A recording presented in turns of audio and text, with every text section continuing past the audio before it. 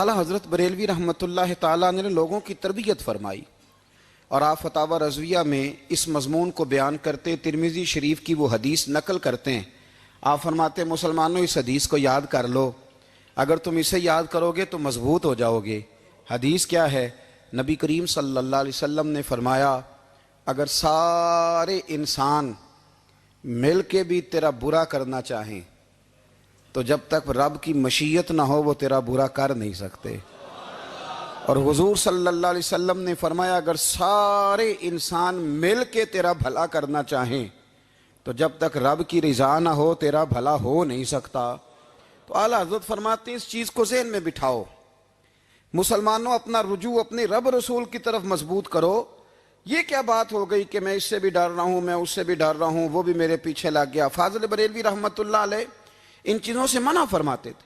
वो कहते थे ये तोहमात हैं, ओहाम परस्ती है, हमें इन चीज़ों से हमेशा बचना है, अपनी आने वाली नस्लों को बचाना है। फरमाया करते थे रब की रज़ा पे जो राज़ी रहता है अल्लाह उसे सुकून वाली ज़िंदगी अता फरमाता है।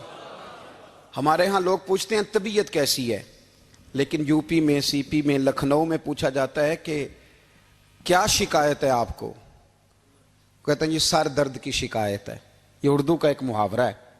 जनाब क्या शिकायत है? कहते जी मुझे कमर दर्द की शिकायत है। फिर पूछने वाले पूछते हैं कि जनाब उस शिकायत का क्या बना? तो सदरुल शरिया मौलाना अमजद अली साहब आज़मी रहमतुल्लाह अलैह फरमाते हैं आला हज़रत को बुखार था तो मैं हाजिर हुआ, तो मैंने कहा हुजूर शिकायत का क्या बना? कहने लगे मौलाना पढ़े लिखे हो के तो ऐसी बातें ना करो, शिकायत किससे करनी है? रब ने जिस हाल में रखा है बड़ा ही अच्छा रखा हुआ है। शिकायत का क्या माना हुआ? अल्लाह ने जहां समझा मुनासिब उसने हमें रखा है, शिकायत क्या होती है? मुझे किसी से शिकायत नहीं। फरमाया करते थे अल्हम्दुलिल्लाह मुझे सर दर्द भी होता है और बुखार भी होता है और मैं बड़ा खुश हूँ। ये वो वाली बीमारियां हैं, ये वो अमराज हैं जो नबियों के कदम भी चूमने आया करते थे। मैं खुशबख्त हूँ कि वो अमराज जो अंबिया के पास आते थे, सर दर्द और बुखार, वो मुझे लगते हैं।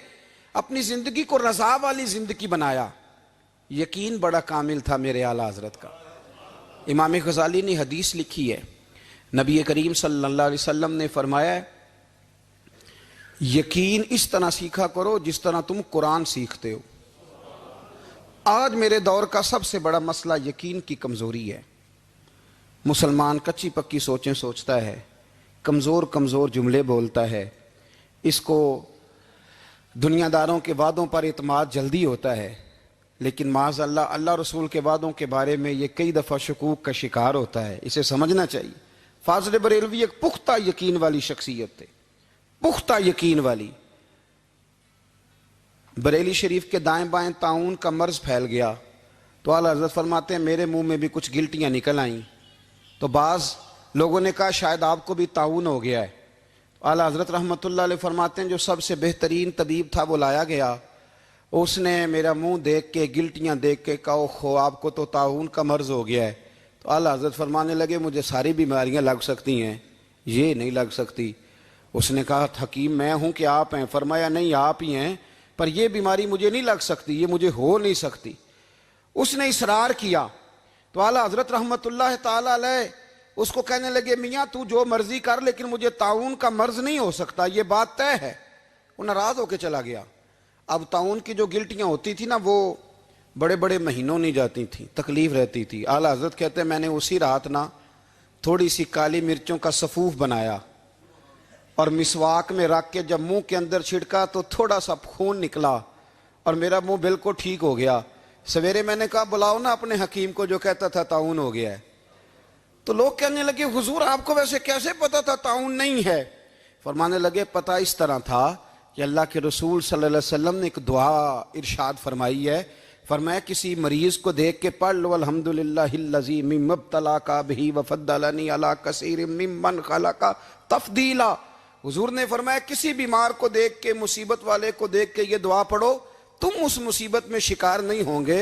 फरमाने लगे मैंने ताउन के मरीज को देख के दुआ पढ़ ली थी।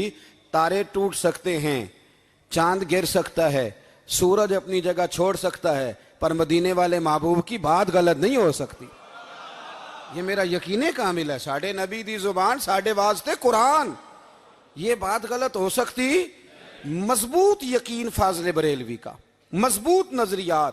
आला हजरत रहमतुल्लाह ताला अलैह से किसी ने कहा आप किस तरह के मोमिन हैं, किस तरह के मोमिन हैं?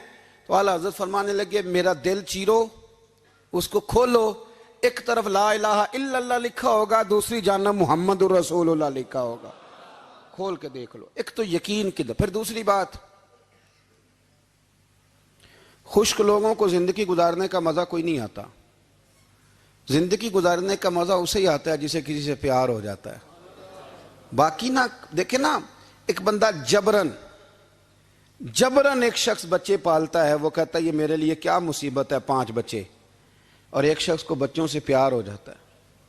वो जवान भी है, खूबसूरत भी है, पर ईद पे कपड़े नहीं खरीदता, बीवी से कहता मैं पुरानी पहन लूंगा, पर बच्चों को नहीं ले दे। और भाई तेरी ख्वाहिशें मर गई हैं, तेरी खूबसूरतियों की तरफ जाने की आरज़ुएं खत्म हो गई। तो कहने लगा सारा कुछ है पर बच्चों से प्यार जो हो गया है।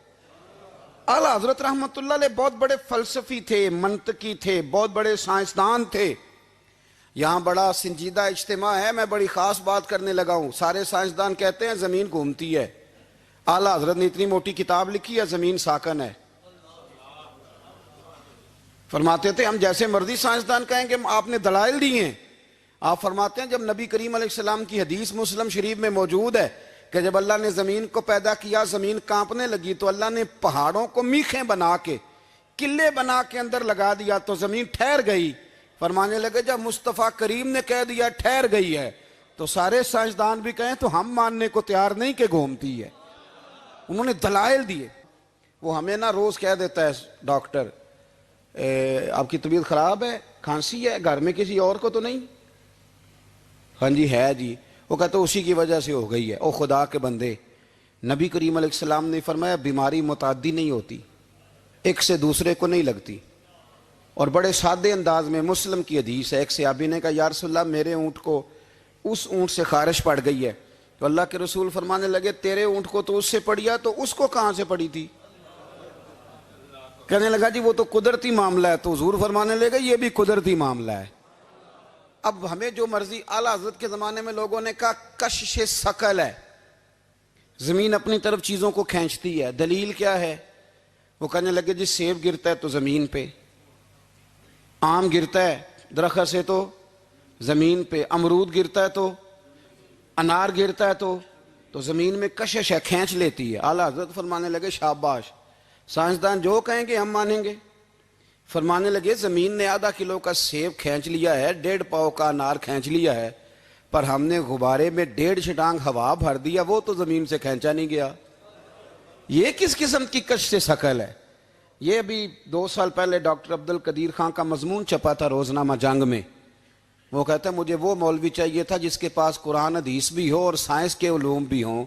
कहता मैंने जमाने के दरवाजे खटखटाए, फिर मैं पहुंचा बरेली के इमाम के पास, और कहता है वहां जाके ना मैं ठहर गया हूं, इसलिए कि मुझे कुरान और सुन्नत का नूर भी मिला है और मुझे साइंस के रमूज भी मिले हैं। ये वाहिद शख्स है जो दीन को साइंस का पाबंद नहीं करता, बल्कि साइंस को मदीने वाले का गुलाम बनाता है, मदीने वाले का गुलाम बनाते हैं। तो आला हज़रत फरमाने लगे अजीब फलसफा है ना जी, आम खींच लिया उसने, सेब खींच लिया, अमरूद खींच लिया, पर उससे 1.5 छिटांग वाला गुब्बारा। तो लोगों ने कहा हुजूर फिर मसला क्या है? आप फरमाने लगे मसला ये है कि हर चीज अपनी असल की तरफ लौट जाती है।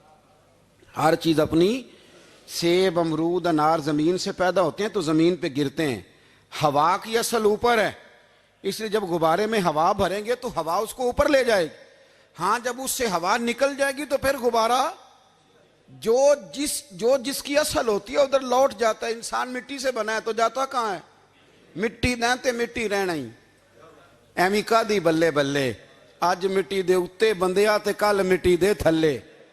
तो आला हजरत रहमतुल्लाह ताला अलैह ने ना अपने सारे उलूम को नबी पाक का गुलाम बना दिया। आप फरमाया करते थे आज ले उनकी पनाह, आज मदद मांग उनसे, कल न मानेंगे कयामत में अगर मान गया।